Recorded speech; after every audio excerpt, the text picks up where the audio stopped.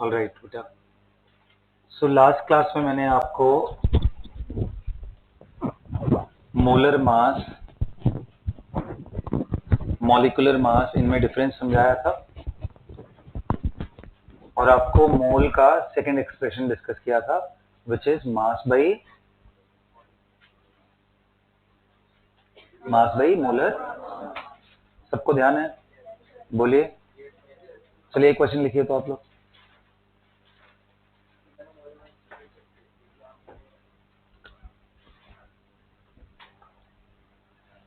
लिखिए तो, what mass of H3PO4 will have 6.4 grams of oxygen in it.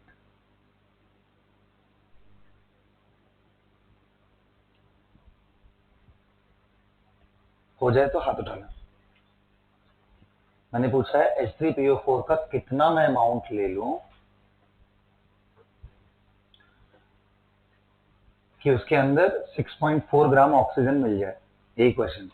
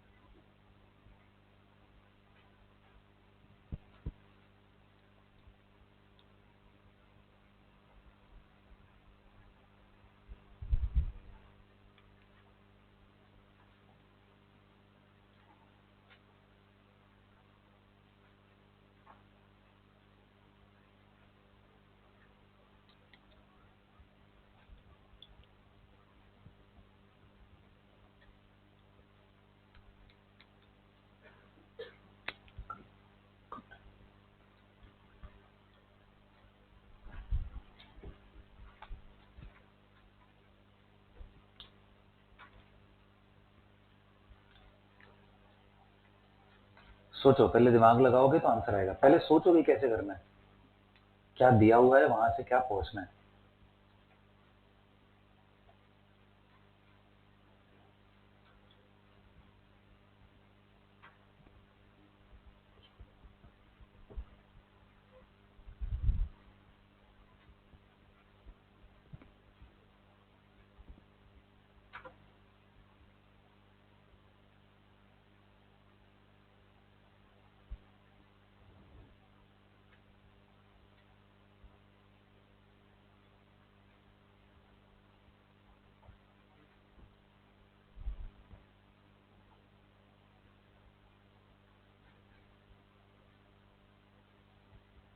हो गया?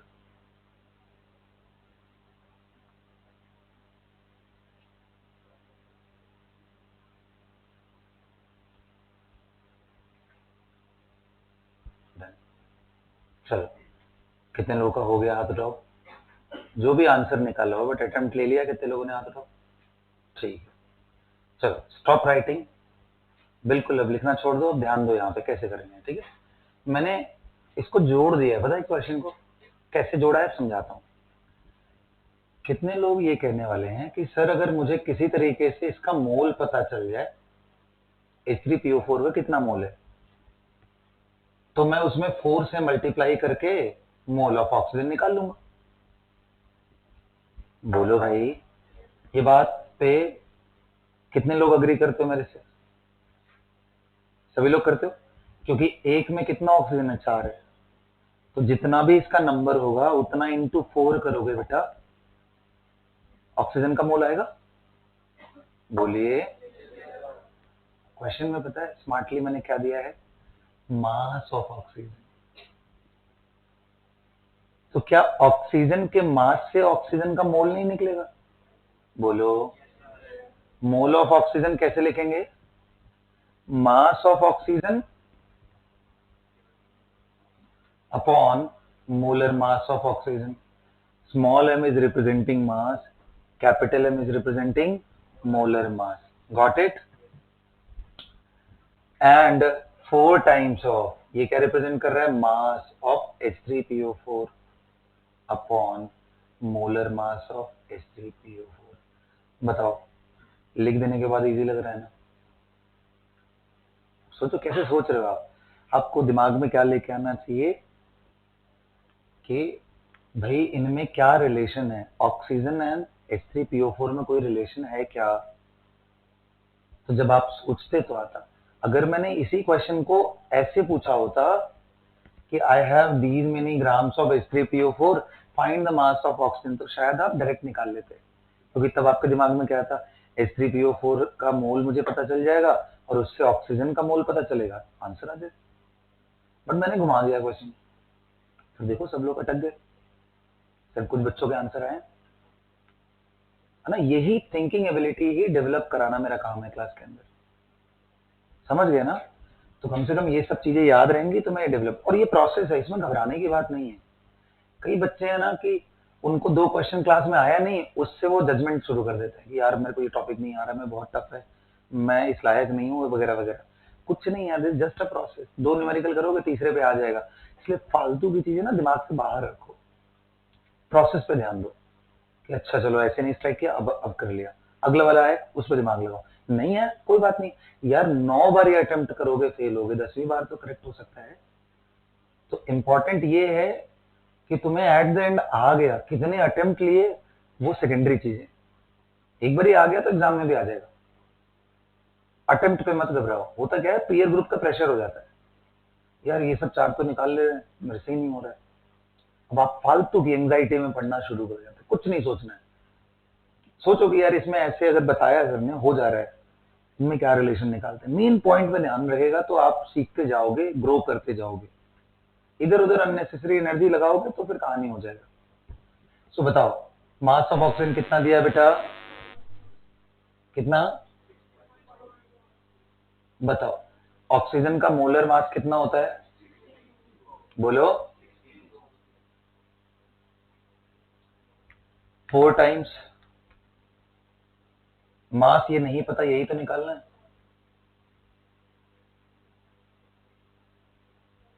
और मोलर मास ऑफ H3PO4 कितना होता है? सो मास ऑफ H3PO4 की वैल्यू कितनी आ जाएगी? देखो घटा दो, कितना आ गया? 0.1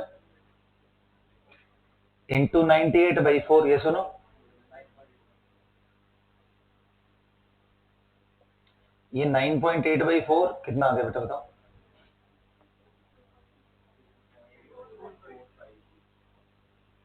दिस इज, अच्छा हाँ, सॉरी सॉरी सॉरी, ऑक्सीजन का मोलर, ये तुम ये सब चीजों पे बोलो ना तुरंत, इतना देर बाद कौन बोला? कौन बोला ये? गुड, ये तुरंत बोलना है ना। 60,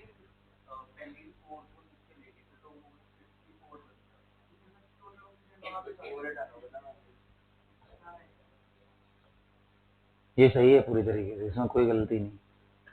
ऑक्सीजन का मोल निकालना है तो मास भी ऑक्सीजन का, मोलर मास भी ऑक्सीजन का ही होना चाहिए, that's it.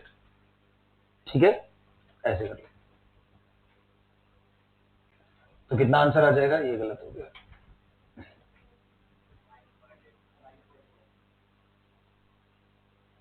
9.8। Okay, so this was one of the method by which we can do it. क्या कोई और तरीका नहीं है इस प्रॉब्लम को सॉल्व करने का? है जी, दूसरा तरीका भी है। बोल, आप कैसे समझाओ? हम्म,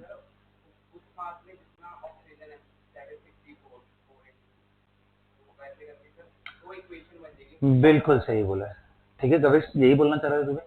ठीक है, देखो क्या है, आप इसको इस तरीके से ना सॉल्व करके सिंपल, एकदम सिंपल तरीके से भी सॉल्व कर सकते हो। क्या है, आप बोलोगे कि भाई हमें ये पता है कि 1 मोल H3PO4 कंटेन्स, कितना लिया रहता है भाई? 4 मोल ऑक्सीजन एटम, एम आई राइट? ये सुनो, इसका बताओ 1 मोल का मास कितना होगा, मतलब that is 98 gram H3PO4 contains, बताओ कितना, 4 इंटू 16, 64 ग्राम ऑक्सीजन, ये सुनो। अब उल्टा कर लेते हैं, और we can say that 64 gram oxygen is present in 98 gram H3PO। Unitary method लगा रहे बेटा, कुछ नहीं कर सकते। अब बताओ 64 ग्राम ऑक्सीजन इतने ग्राम में प्रेजेंट है, तो 1 ग्राम ऑक्सीजन कितने में प्रेजेंट होगा, 98 बाई 64 ग्राम H3PO4। लेकिन मेरे से क्वेश्चन क्या दिया हुआ है, 6.4 ग्राम ऑक्सीजन, तो बताओ 6.4 gram oxygen will be present in,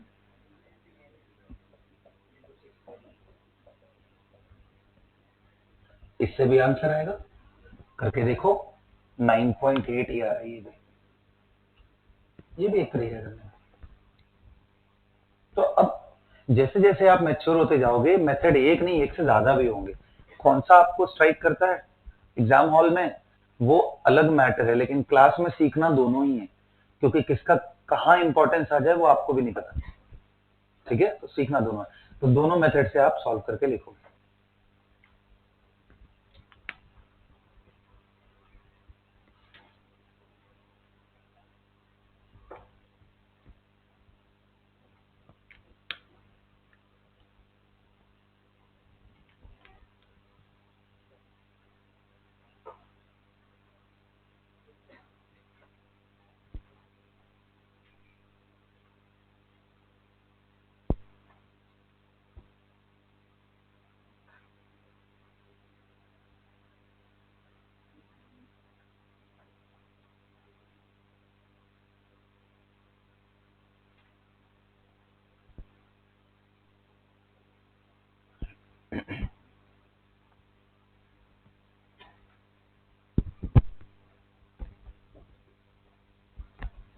got it बेटा।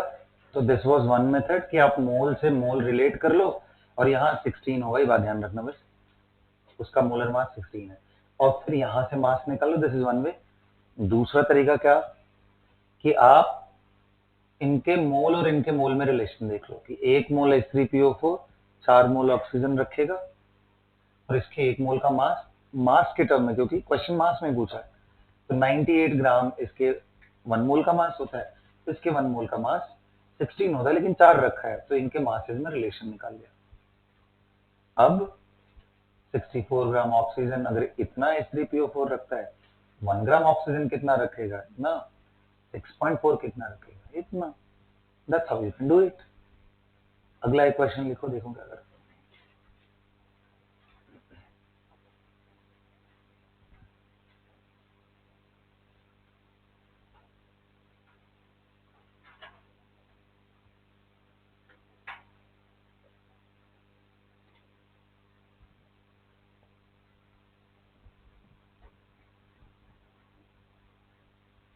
कर लिया सबने नोट, मिटा दो, लिखो अगला क्वेश्चन लिखो।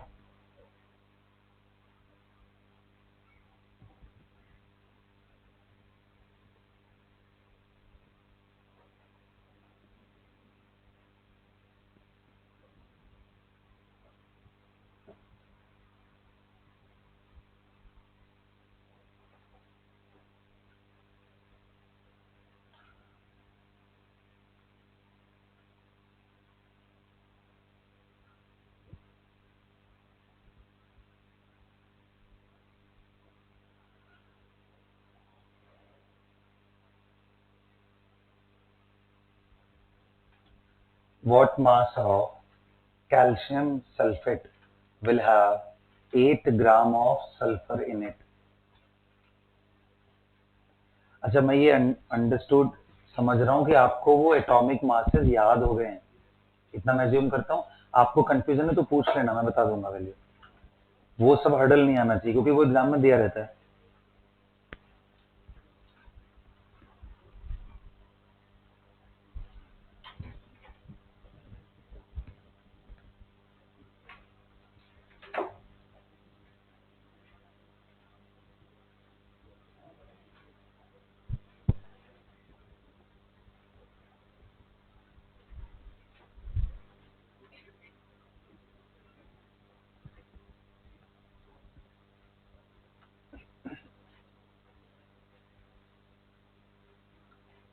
हो गया।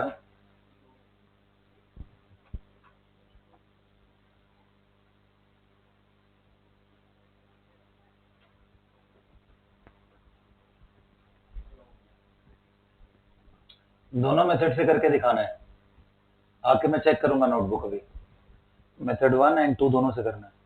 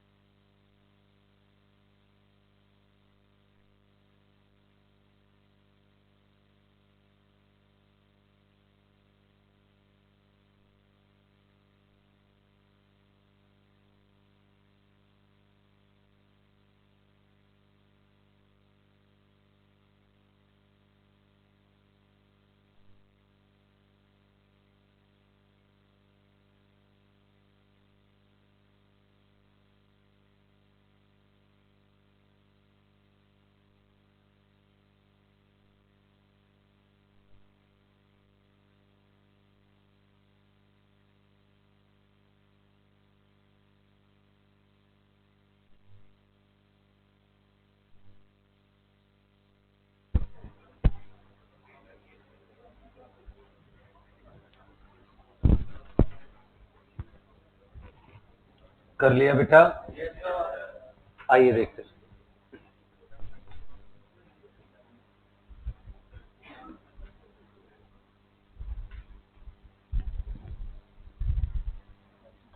आओ देखो, एक तरीका क्या है, ध्यान दो इधर।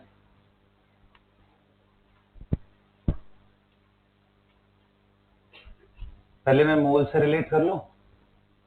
बताओ, अगर मोल ऑफ कैल्शियम सल्फेट अगर आपको पता हो तो उसी के बराबर मोल ऑफ सल्फर हो जाएगा इन इट, क्योंकि 1 मोल में एक ही मोल पार्टिकल है। यस और नो?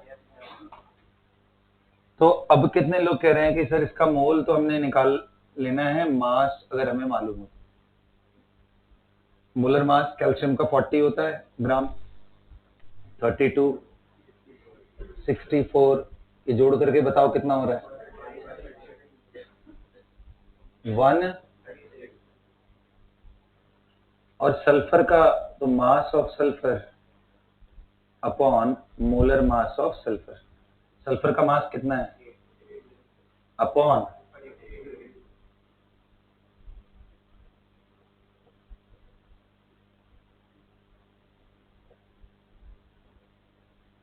मास ऑफ CaSO4 कितना आ जाएगा? कितना हो गया? 34।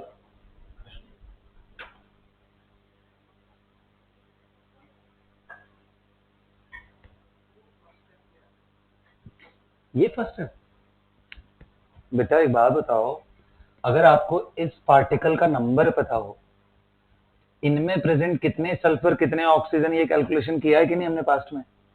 तो ये वही रिलेशन तो है कि if you know the mole of calcium sulphate you can find out the mole of sulphur in it, क्योंकि एक कैल्शियम सल्फेट यूनिट में एक कैल्शियम, एक सल्फर और 4 ऑक्सीजन है। तो अगर ये एक मोल हुआ तो सल्फर का भी इसमें एक ही मोल होगा। ऑक्सीजन पूछता तो 4 मोल हो जाता। 4 कैसे निकालते? 4 से मल्टीप्लाई करते। तो इसलिए जो इनका एटम का नीचे ये जो कोफिशिएंट लिखा उससे मल्टीप्लाई करना होता है। गॉट इट ना? चलिए दूसरा मेथड कैसे करेंगे?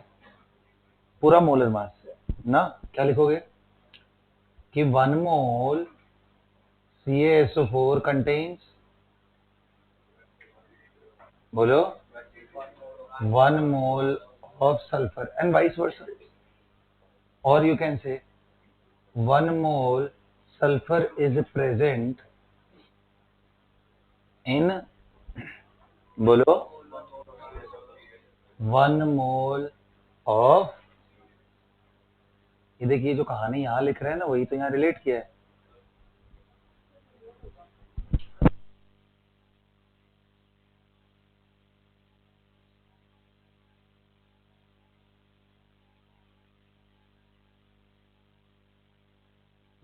गॉट इट ना? तो इसको मास में कन्वर्ट कर लो, तो मास में कन्वर्ट करोगे तो क्या आंसर आएगा इसमें कि 32 ग्राम ऑफ सल्फर, बोलो, 32 ग्राम sulphur is present in 1 mole of CaSO4.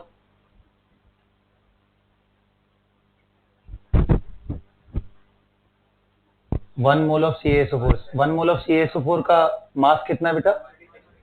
136 ग्राम। तो आ जाएगा ना 1 ग्राम सल्फर से, एंड फिर कितना मैंने सल्फर बोला है? 8 ग्राम। तो सीधा मैं 1 ग्राम sulphur is present in 136 upon 32 gram CaSO4, लेकिन मैंने दिया कितना है? 8 ग्राम, इसलिए 8 ग्राम sulphur will be present in 136 upon 32 into 8, कितना रहे? Got it? ये दोनों तरीके से हो रहा है। अनीश, क्या था? हुआ था ये प्रॉब्लम तुमसे? हाँ, सेकंड से क्यों नहीं?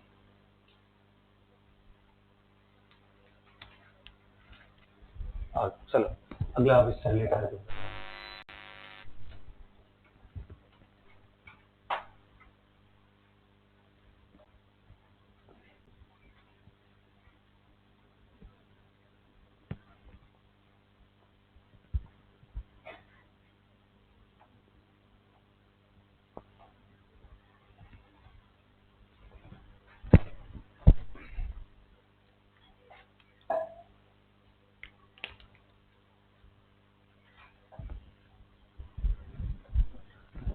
चलो अब इसके आगे थोड़ा बढ़ते हैं, इनमें आपस में आप रिलेशन निकाल लोगे। इसके आगे बढ़ते हैं। एक पॉइंट होता है जिसको बोलते हैं एम्पिरिकल फॉर्मूला, यानी एक होता है मॉलिक्यूलर फॉर्मूला। अब empirical formula and molecular formula में क्या डिफरेंस है वो समझने की कोशिश करते हैं। डालो difference between empirical formula and molecular formula.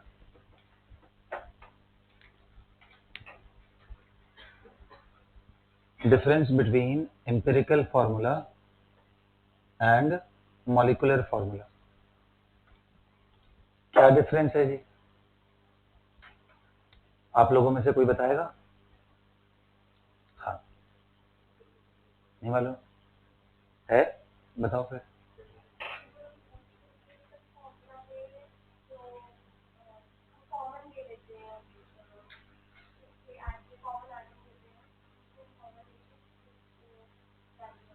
हाँ नहीं, ठीक तो बोल रही हो, लेकिन उसको कुछ स्टैंडर्ड तरीके से डिफाइन करो। हाँ एक मिनट रुक जाओ, उसको बोल रहे हैं। हाँ।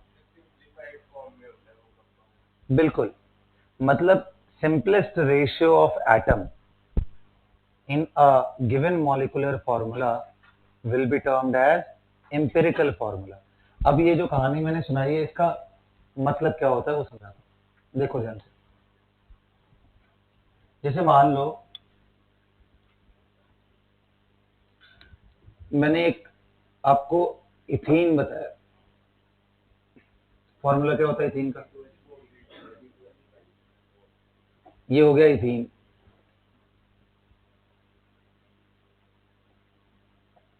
प्रोपीन,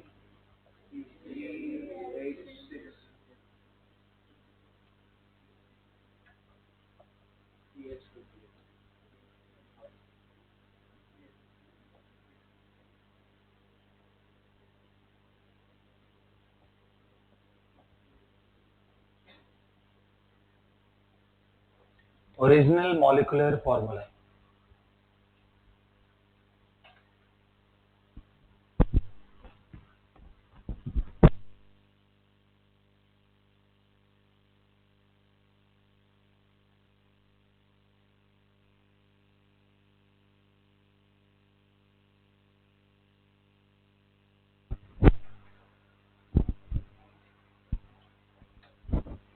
चलो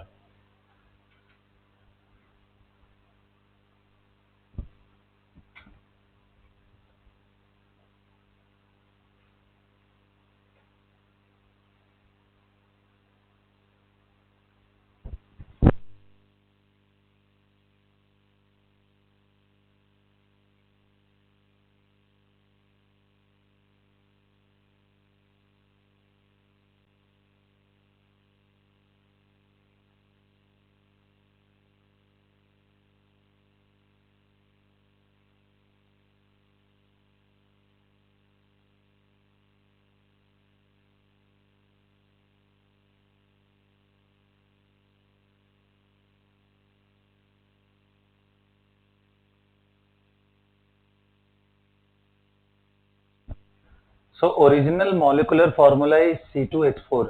प्रोटीन का ओरिजिनल मॉलिक्यूलर फॉर्मूला क्या होगा बेटा? C3H6। अच्छा, ब्यूटीन का क्या होगा बेटा? C4H। ओके, अब बात आती है जब एम्पिरिकल फॉर्मूला की।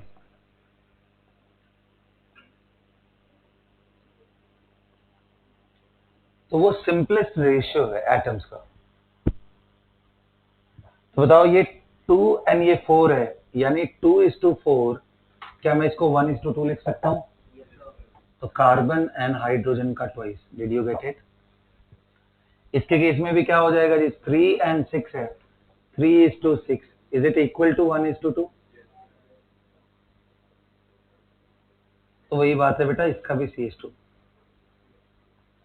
कहने का मतलब एम्पिरिकल फॉर्मूला एक से ज्यादा मॉलिक्यूल्स का भी सेम हो सकता है। इसका ये मतलब नहीं है कि एम्पिरिकल फॉर्मूला बता दिया तो उससे ओरिजिनल मॉलिक्यूल पता चल जाएगा, नहीं पता चलेगा, है ना? बताता हूं, क्यों टेंशन ले रहे हो? तो empirical formula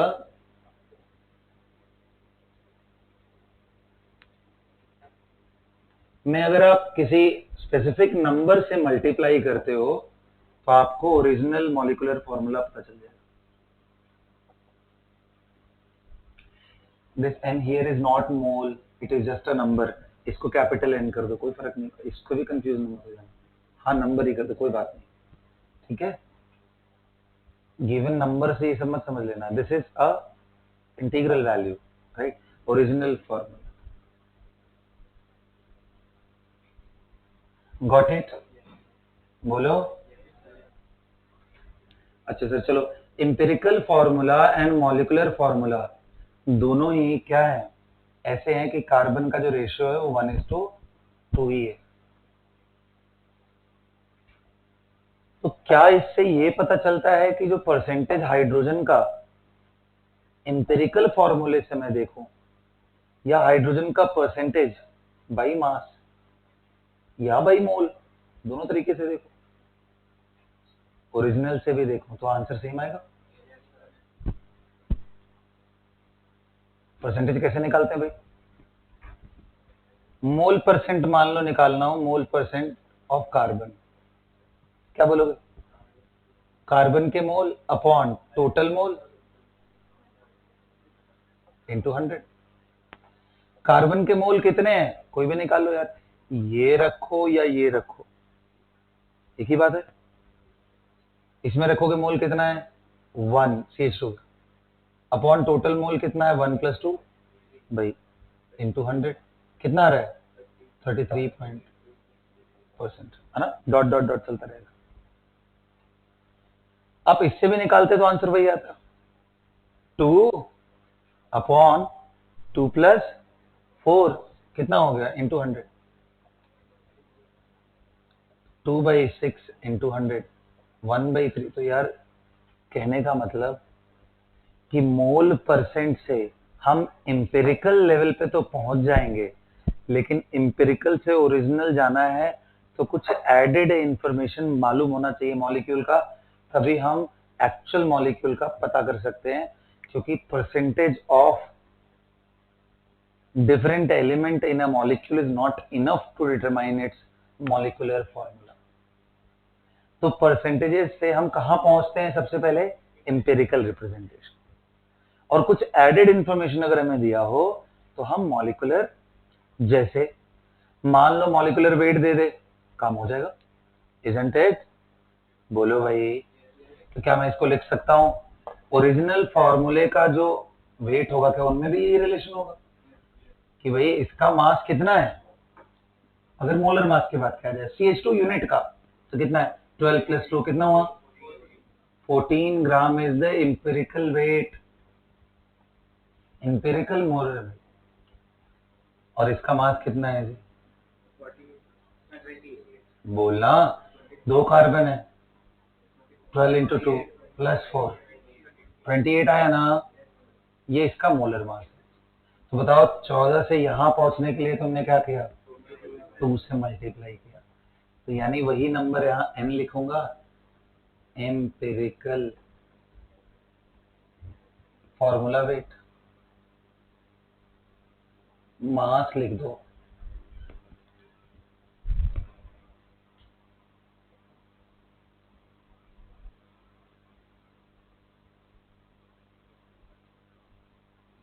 got it?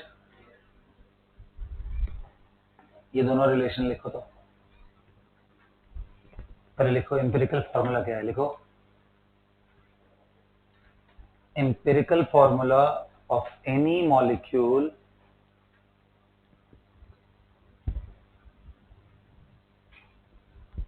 should contain simplest ratio of the moles of different atom present in it. Empirical formula should contain the simplest ratio of the different atoms present in the molecule.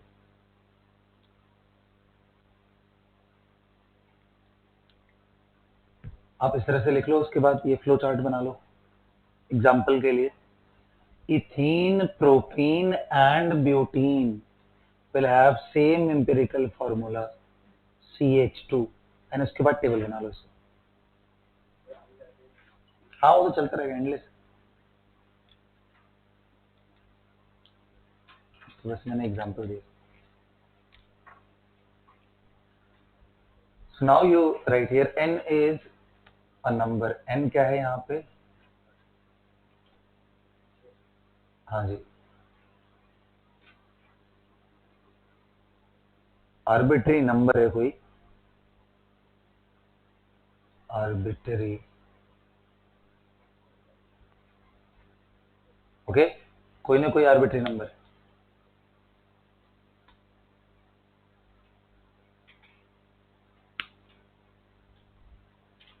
Simple number समझो। Question लिखो।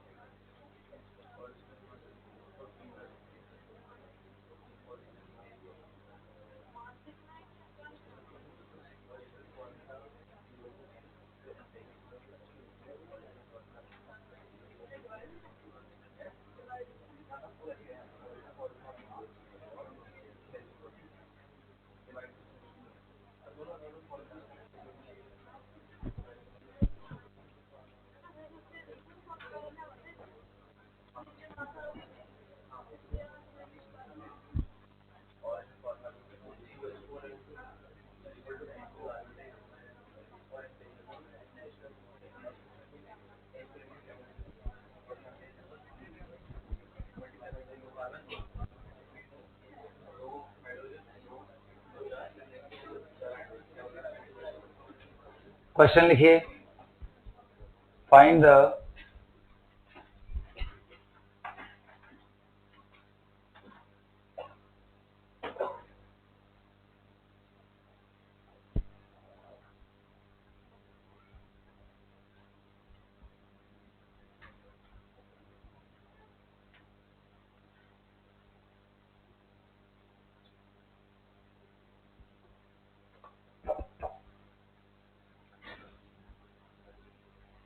Find the molecular formula, original molecular formula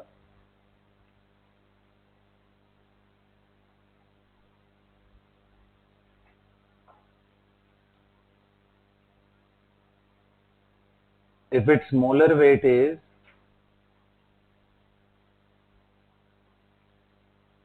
58, if its molar weight is 58 and empirical formula is C2H5.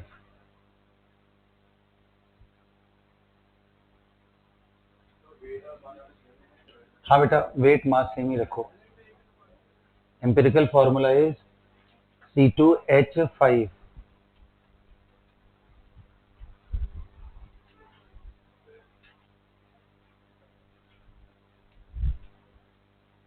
ठीक.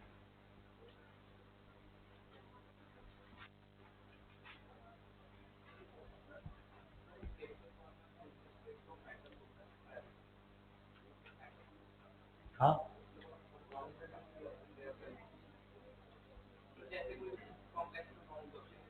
उसमें भी atom के form में ही देखो ना उसको. हाँ, तो उसमें भी कॉपर सल्फर ऑक्सीजन का सिंपलेस्ट रेशियो ही लो. उसमें तो प्रेजेंट भी उसी फॉर्म में 1:1:4.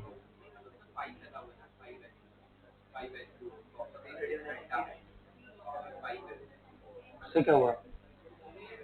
आएगा क्यों नहीं आएगा? सब आएंगे, सबको इंक्लूड कर. निकल गया बेटा. कितने लोग का आ गया आंसर?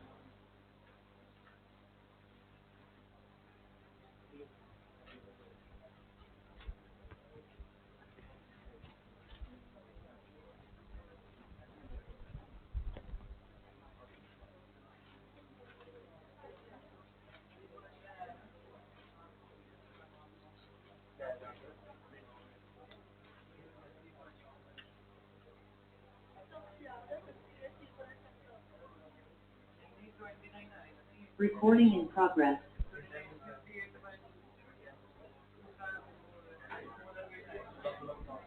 ठीक है बेटा, got it.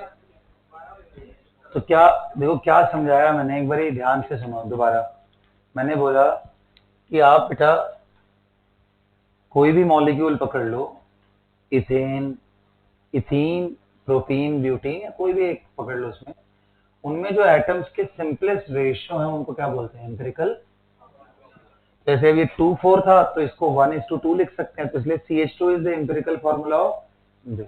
At the same time CH2 is the empirical formula of this also. ये सुनो, मतलब प्रोटीन का भी 1:2 ही आएगा रेशियो, ऐसे ही butene.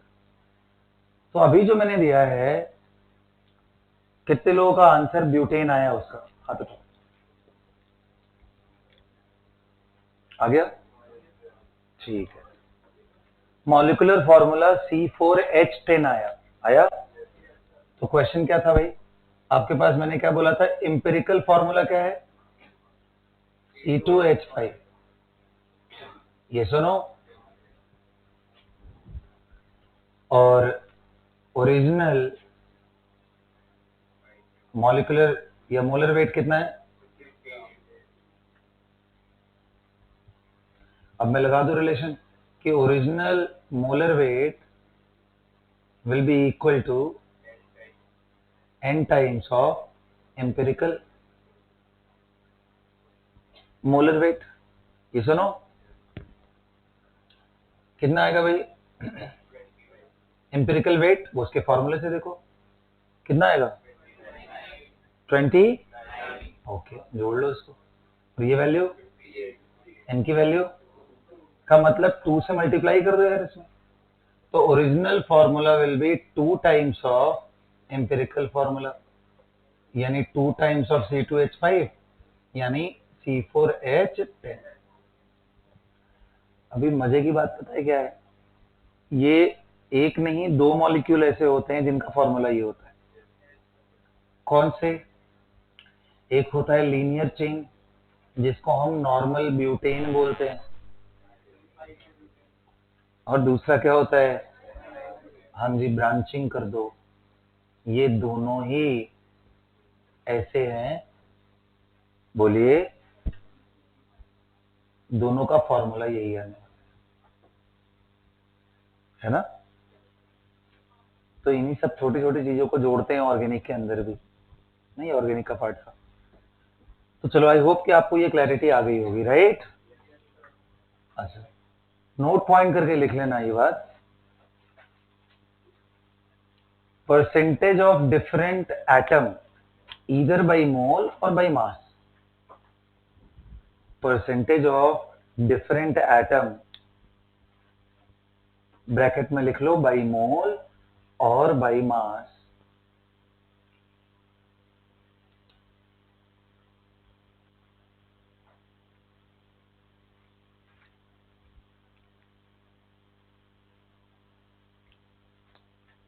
will be same in empirical formula as well as in original formula. Will be same in empirical formula, whether it is calculated by empirical formula or original formula.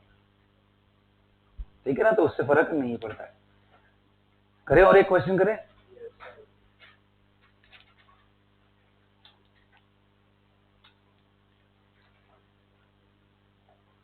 लिखो, a compound of calcium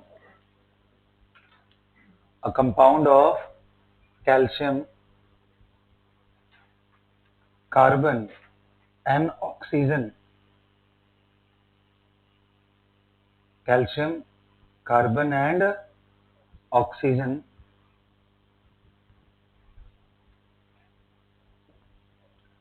contains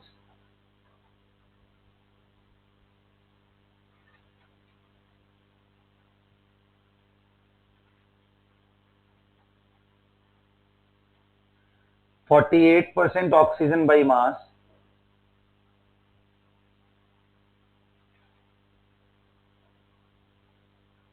and 12% carbon by mass. Then figure out the empirical formula of the compound.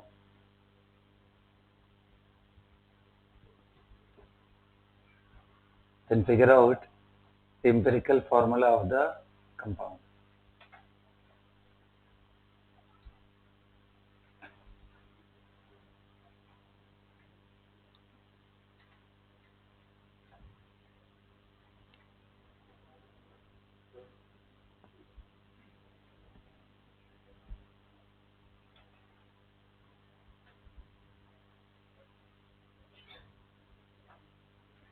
हाँ जी, कर लिया? ठीक। I'll check it, don't worry.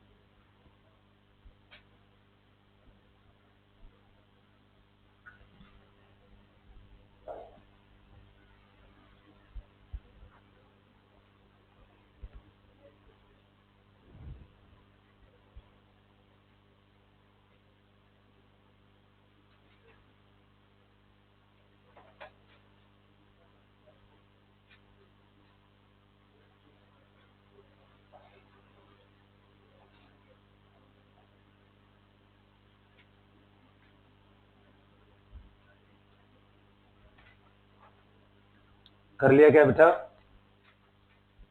हो गया? आओ देखते हैं कितने लोगों ने कर लिया, हाथ उठाओ।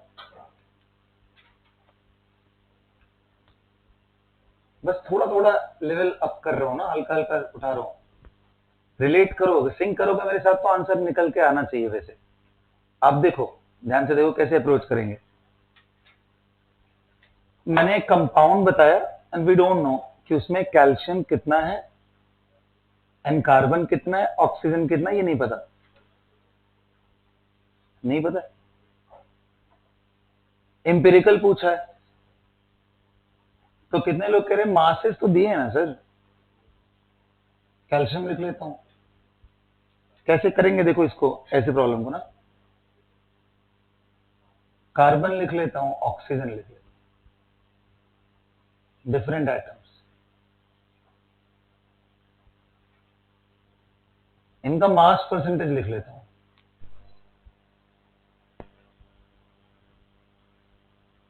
बोलो मोल परसेंटेज,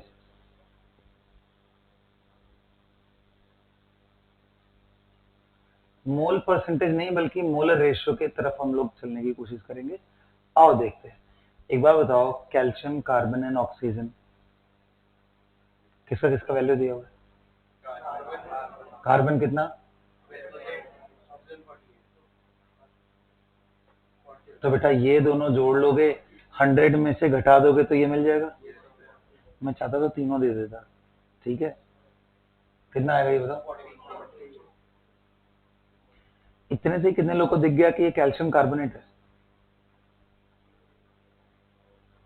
है ना? बहुत बढ़िया, दिखना चाहिए ये सब चीजें ना। मैं कहां से फ्रेम कर रहा हूँ क्वेश्चन, यार कोई चीज रट के तो नहीं आ रहा हूँ ना, चल रहा है दिमाग एक्टिवली, कोई ना कोई मॉलिक्यूल मैं भी ढूंढ रहा हूँ, किसमें पूछूं तुम लोगों से, तो रियल एग्जाम्पल लूंगा, तो थोड़ा सा तुम लोग भी समझने की कोशिश करो कि सर के दिमाग में क्या चल रहा है। अगर ऐसा डेटा दे रहे हो तो हो सकता है गेस भी कर लो आंसर, है ना?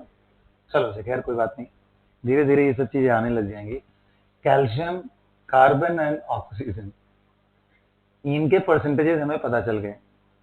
यानी अगर 100 ग्राम में ले लूं ये कंपाउंड, तो उसमें 40 ग्राम ये होगा। बोलो भाई, मोल परसेंट, मास परसेंट का तो यही मतलब। अब पूरी कहानी बोलोगे तो मास percentage of calcium will be mass of calcium upon total mass into 100, यही होगा ना। ये वैल्यू कितनी दी है? 40, mass of calcium upon total mass will be 40/100। तो मतलब टोटल मास अगर मैं ले लूं उस कंपाउंड का 100 ग्राम, तो उसके अंदर कैल्शियम कितना प्रेजेंट होगा? 40 ग्राम। अरे बोलो यार, अग्री कर रहे हो? ये 40 ग्राम है, 48 ग्राम है। तो कितने लोग कह रहे हैं इनके मोल निकालना हो, 100 ग्राम के अंदर ही मोल कितने हैं? तो 40 बाई इसका एटॉमिक, समझ में आ रहा है क्या क्या कर रहा हूं? इसका मोल निकालना हो तो, अरे समझ रहे हो यार तुम लोग, ठीक है, ये ग्राम नहीं लिखता हूं।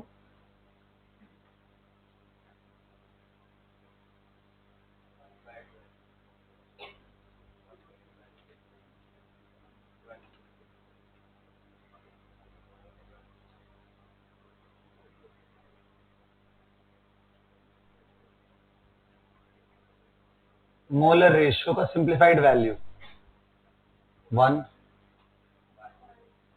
1 एंड 3।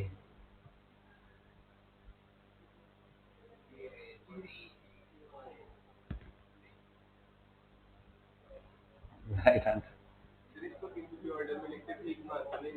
हाँ, किसी भी ऑर्डर में लिखते ठीक मानते, बट जब आप बड़े हो जाओगे तो ऐसा मानते हैं कि आपको केमिस्ट्री आती है थोड़ी बहुत, और उस केस में बोला जाता है केटायन को पहले लिखते हैं, एनायन को बाद में।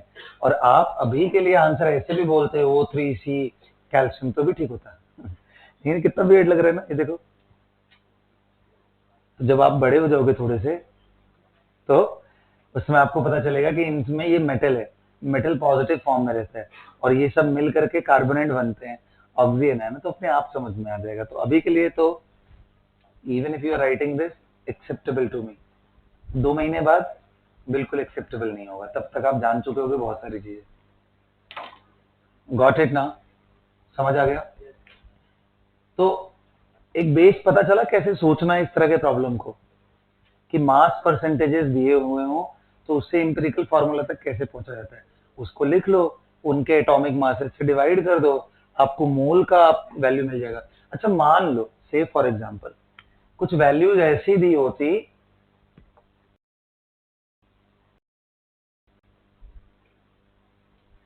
कि ये वैल्यू 1 आता, ये आता 1.5 और ये आता 2.5, मान लो कुछ वैल्यूज ऐसी दी होती तो ये मोल कुछ इस तरीके से आता। तो अंडरस्टूड है ना यार, ऐसे नंबर से आप मल्टीप्लाई करते कि सब सिंपल वैल्यू में बदले। अब ये बड़ा वियर्ड लगेगा ना, कार्बन कैल्शियम 1, कार्बन कितना 1.5 एंड ऑक्सीजन 2, ये कितना वियर्ड सा लगेगा। सिंपल रेशियो में बोला है, तो यानी सभी को क्या कर दो इंटू टू इंटू टू। अब आई होप कि आप समझ रहे हो, ये कॉमन सेंस आप लगाओगे, अगर इस तरह के वियर्ड वैल्यू आ रहे होंगे तो लगाओगे क्या, सच सच बताओ, कर लोगे? करें क्वेश्चन और करें, एक और करो बस प्रैक्टिस के लिए ना।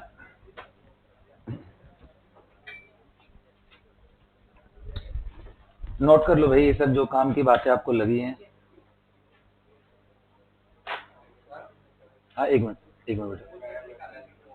हाँ, अरे मास पता हो तो मोल निकालने के लिए क्या करते हैं, लिख लो भाई तुम लोग, ये भी लिख लो। आज तक की जिंदगी में हमने इसके आगे कुछ किया ही नहीं है, सर मास दिया तो मोल कैसे निकाल। हाँ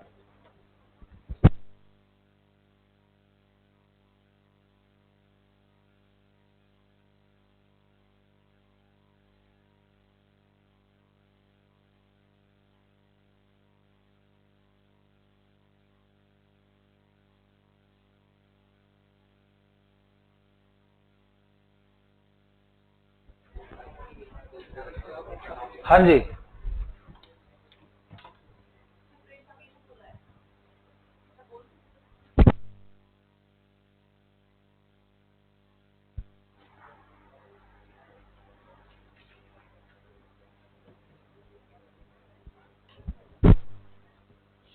थोड़ी मदद करोगे मेरी तुम लोग? नहीं यार, मदद कर रही है तो क्वेश्चन ही रिवील हो जाएगा।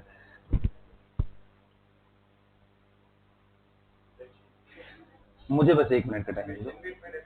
नहीं उसमें नहीं, मैं फिलहाल हाँ बात नहीं, बिल्कुल बात नहीं।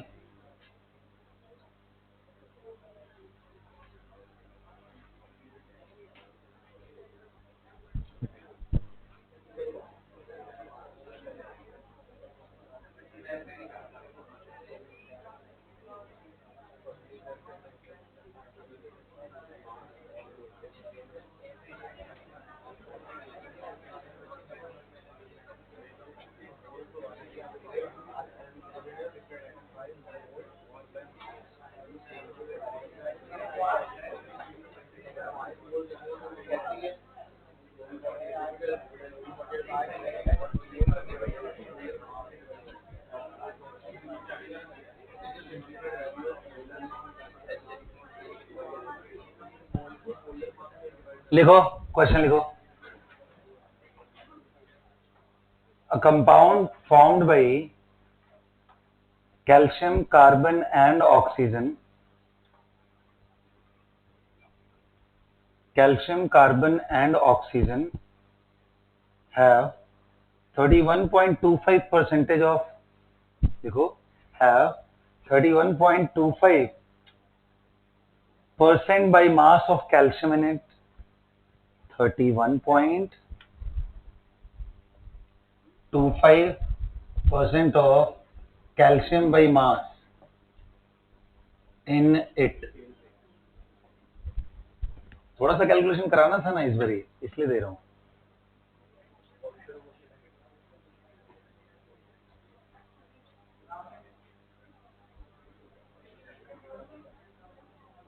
देखो 18.75% of carbon by mass in it,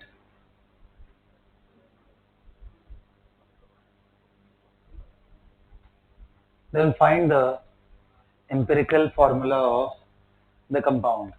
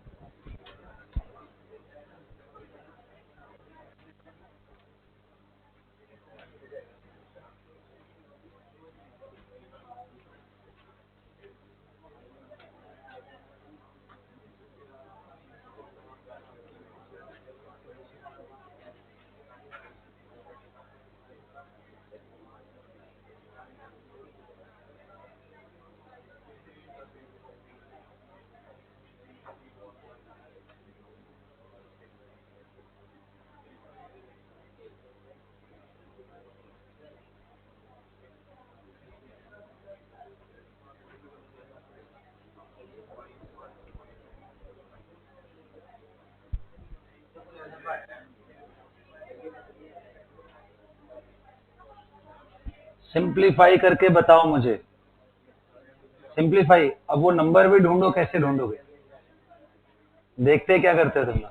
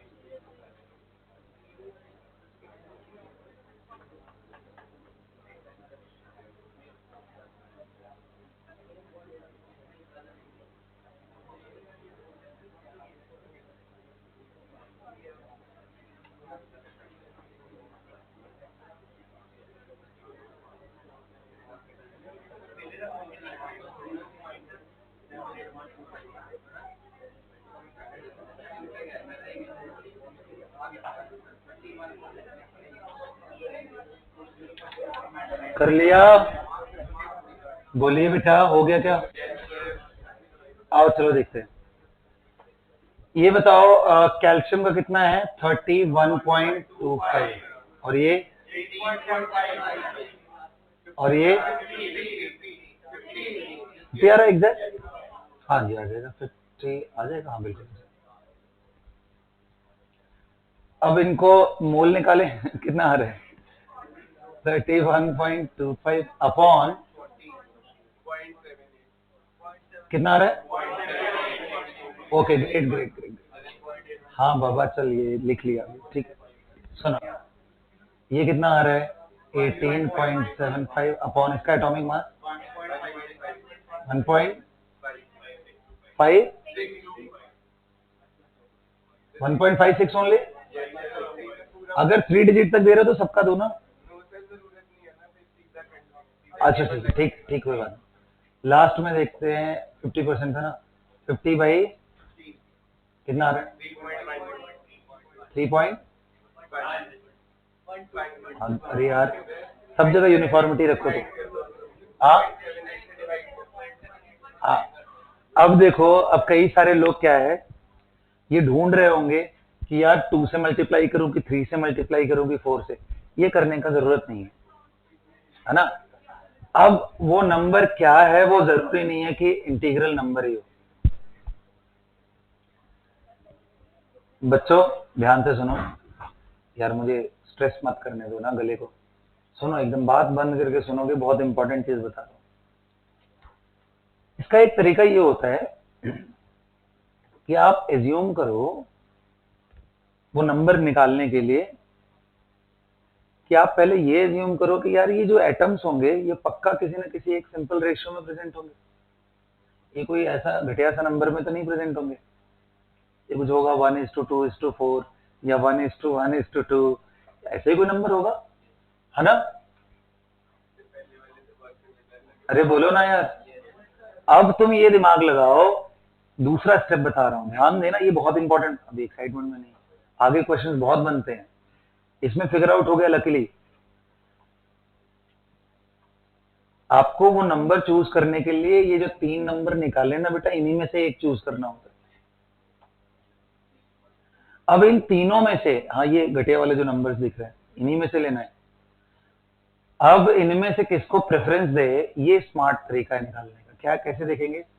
calcium, oxygen and carbon को लेते हुए जो भी कंपाउंड बनेगा, इतना कंफर्म है यार कि कैल्शियम उतना ज्यादा नहीं होगा, कम होगा, 1 मोल होगा या 2 मोल होगा। कार्बन एंड ऑक्सीजन, वो तो वैरायटी ऑफ कंपाउंड बन सकते हैं कार्बन ऑक्सीजन के, इजंट इट? बहुत सारे बना सकते हैं। कार्बोनेट बना लिया, ऑक्सलेट बना लिया, मैंने वैसे यही दिया है क्वेश्चन में, ठीक है, ऑक्सलेट का ही लेके दिया है, बन सकते हैं ना। तो लेकिन कैल्शियम के नंबर कम है, तो हम स्मार्ट तरीके से उसको फिगर आउट करने की कोशिश करेंगे कौन सा एटम सबसे कम होगा, और उसका जो नंबर है उससे सब में डिवाइड करेंगे। फिर भी गारंटेड नहीं है कि आपको सिंपल नंबर मिल जाए, लेकिन उसके बाद इतना जरूर दिख जाएगा कि उसके बाद क्या करूं, क्या आंसर आ जाए। अब जैसे इस नंबर से सब पे डिवाइड करो, तो क्या करो, अपॉन 0.78, 1.56 अपॉन 3.12 अपॉन, ये कितना आ गया 1, ये कितना है, हाँ कभी कभी ये वैल्यू ना 1.98 आ रही होगी क्योंकि डेसिमल के आगे का चीज नहीं दिया हुआ, तो उसको भी आप 2 मान लेना, समझ रहे हो ना, 1-2% इधर उधर चलेगा ये, तो यार यही मिल गया, आंसर खत्म हो गया। पता है गंदे प्रॉब्लम कब बनते हैं, जब वो ऑर्गेनिक मॉलिक्यूल हो जाए और उसमें हाइड्रोजन, कार्बन, ऑक्सीजन, क्लोरीन, 3-4 तरह के एटम दे दे, तब दिमाग खराब हो जाता है। तो जब भी ऐसे प्रॉब्लम आ जाए तो हाइड्रोजन एंड कार्बन वाले नंबर से मत डिवाइड करना कभी, क्योंकि अदर एटम्स के नंबर्स कम होंगे, उनसे डिवाइड करोगे तो आपको फिर वो नंबर एक बारी के बाद भी नहीं अगर क्लियर हुआ तो सेकंड टाइम में जरूर दिख जाएगा। ये कहानी आपको बड़ा सही था कि 1, 2 एंड 4 मिल गया तो आपने आंसर कर दिया CaC2O4, बात खत्म हो गया।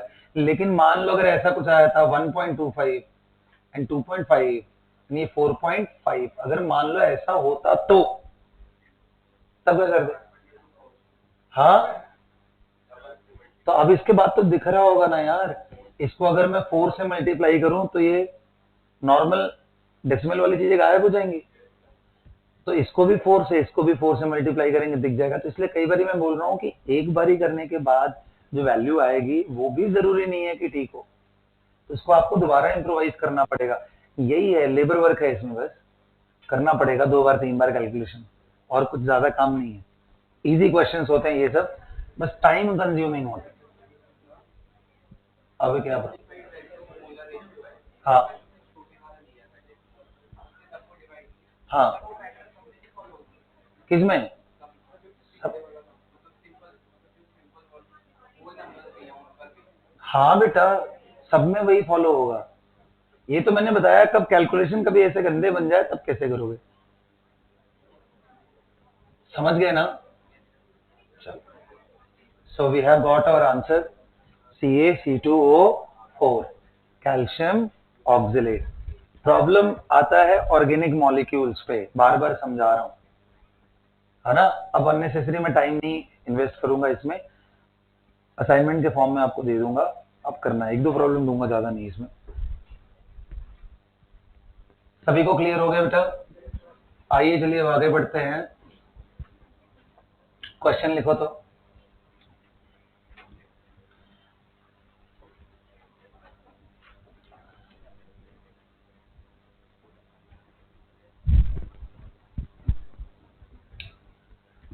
What is the formula of ethanol,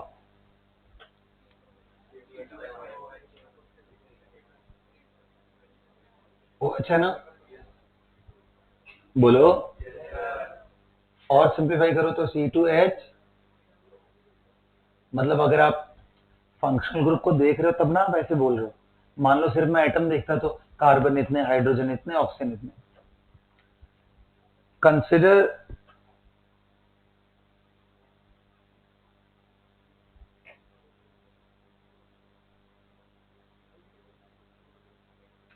three moles of ethanol,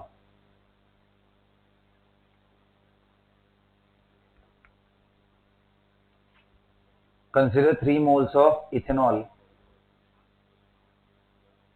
and find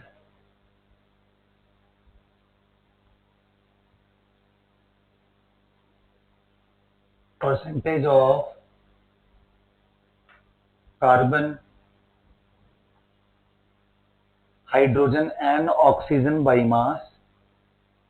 अगला उसी में पार्ट लिखो, percentage of carbon, hydrogen and oxygen by mass and, दूसरा पार्ट लिखो, percentage of carbon, hydrogen and oxygen by mole.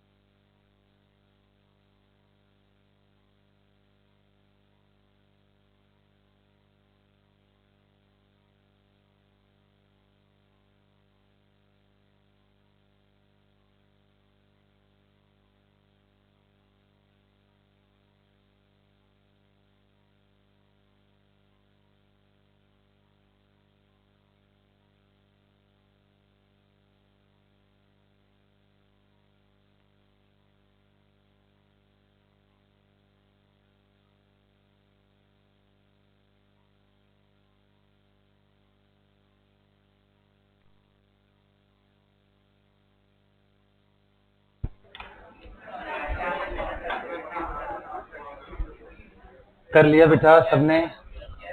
Enough time दिया मैंने? खूब बातें करने का खूब टाइम दे दिया। कर लिया सबने बात? अब करें हम लोग यहाँ पे। चलो देखो, हाँ जी, ये बताओ आपको। अच्छा एक बात बताओ, कितने लोग ये बात समझ पाए कि सर उस मोल का कोई जरूरत ही नहीं था?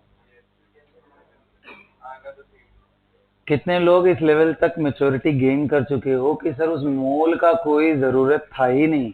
कितने मोल दिए हुए हैं, इससे कोई फर्क पड़ेगा ही नहीं। क्यों?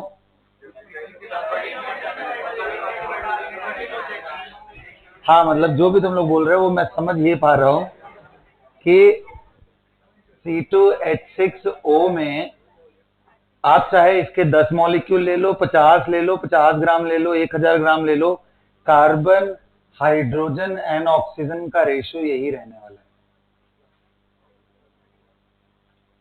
और अगर इनका मोल का रेशियो यही रहने वाला है, फिर तो इस बात से फर्क भी नहीं पड़ता है कि आपने इस चीज को कितने मोल लिए, क्योंकि जो भी लोगे वो सिर्फ एक मल्टीप्लायर होगा इन सबके लिए। समझ पा रहे हो मेरी बात? कितना मोल लिया था मैंने? अगर मैं 3 मोल लिया हूं तो इसका मतलब क्या है कि 3 इंटू Na टाइम्स कार्बन हो गया, 3 into Na times sorry sorry sorry sorry, यहाँ डबल है ना? हाँ जी, 6 Na कार्बन हो गया, 18 Na क्या हो गया? Hydrogen, and 3 Na। अब बताओ बेटा, इसका सिंपल रेशियो लोगे तो सब गायब हो जाएंगे ना Na वगैरह, और क्या आ जाएगा? 2:6। Got it? इसलिए वो फालतू का डेटा था, मैं नहीं भी दूंगा एग्जाम में तो क्लेम मत करना, सिंपल मॉलिक्यूलर फॉर्मूले से आंसर निकल जाएगा। Got it? अब आओ mole percent, percentage by mole of carbon is equal to mole of carbon upon mole of carbon plus mole of hydrogen plus mole of oxygen into 100। ये सुनो कितना है? 2 अपॉन कितना आ रहा है जी? 22.2 भाई मोल है, याद रखना, मोल निकाल रहे हैं तो ऐसे देखेंगे, ठीक है? अच्छा जी, percentage by moles of hydrogen कितना होगा? 6/9 into, and percentage by moles of 1/9 into कितना आ गया?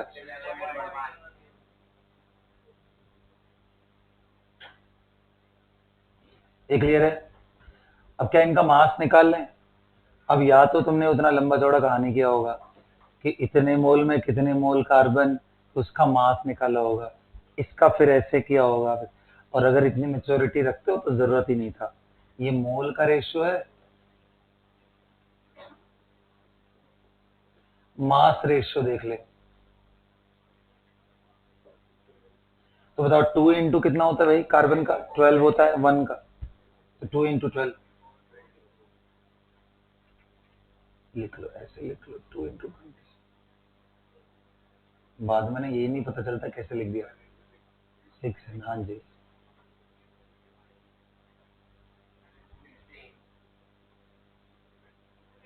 ट्वेंटी 6 एंड 16 सिंप्लीफाई करो, और सिंपल कितना है? 12। इससे सिंपल नहीं हो सकता ना?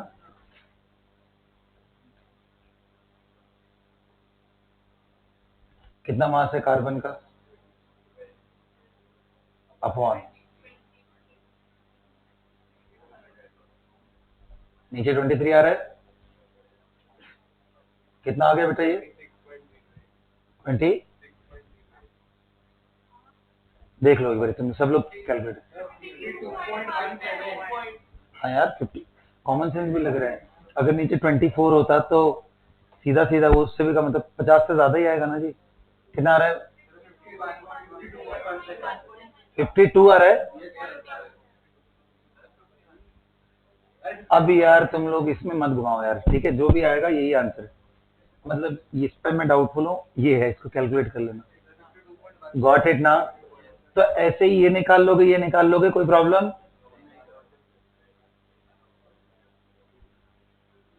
सभी को क्लियर हो गया ये बात? कैसे निकालना है? इजी है ना, इसमें कहीं इधर उधर कोई दिमाग नहीं लगाना है। गॉट इट ना? ओके जी। अब अगला चलो क्लास यहीं पे खत्म होती है, आप अपने असाइनमेंट निकालो।